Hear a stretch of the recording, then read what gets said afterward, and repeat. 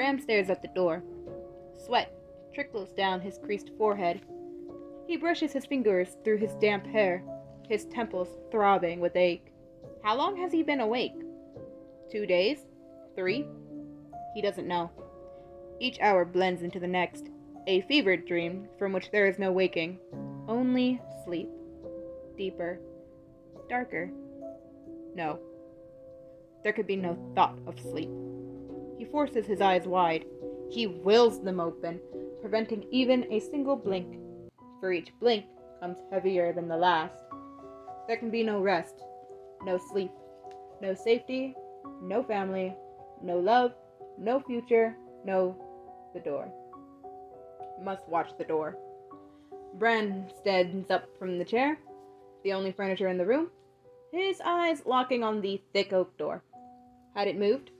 He thought he had seen it shudder, but there had been no sound.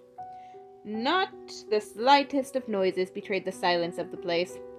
There was only his own breathing and the anxious tapping of his foot against the cold stone floor. The doorknob remained still, the ornate hinges looking as they probably did 100 years ago, the lock holding firm. Until his arrival at this place, he had never seen such a lock, forged from iron and melded in place.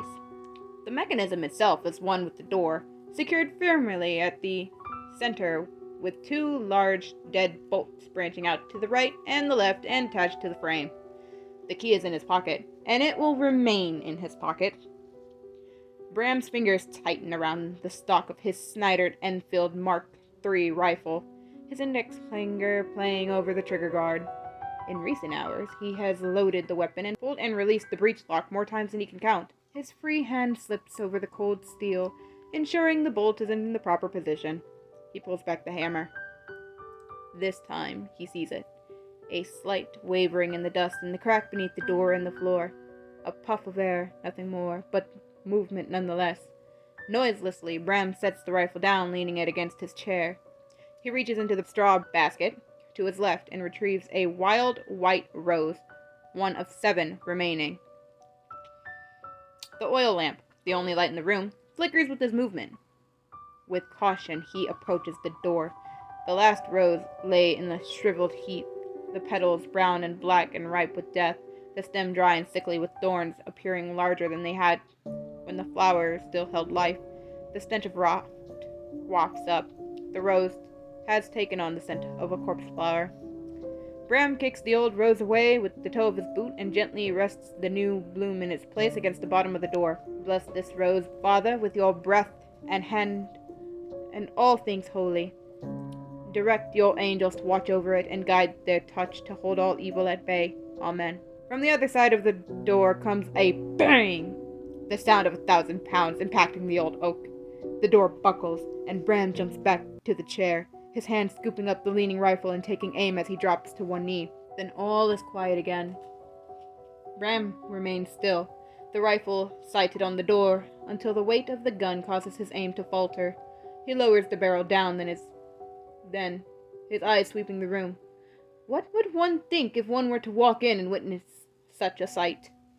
He has covered the walls with mirrors, nearly 24 of them in all shapes and sizes, all he had. His tired face stares back at him 100-fold as his image bounces from one looking glass to the next. Bram tries to look away, only to find himself peering back into the eyes of his own reflection, each face etched with lines belonging to a man much older than his 21 years. Between the mirrors he has nailed crosses, nearly 50 of them. Some bear the image of Christ, while others are nothing more than fallen branches nailed together and blessed by his own hand. He continued the crosses onto the floor, first with a piece of chalk, then by scraping directly into the stone with the tip of his bow-tie knife, until no surface remained untouched. Whether or not it is enough, he cannot be sure, but it is all he could do. He cannot leave. Most likely he will never leave. Bram finds his way back to the chair and settles in. Outside, a loon cries out as the moon comes and goes behind thick clouds. He retrieves the pocket watch from his coat and curses. He forgot to wind it, and the hands ceased their journey at 4:30. He stuffs it back into his pocket. Another bang at the door, this one louder than the last. Bram's breath stills as his eyes play back over the door, just in time to see the dust dance at the floor, then settle back down to the stone.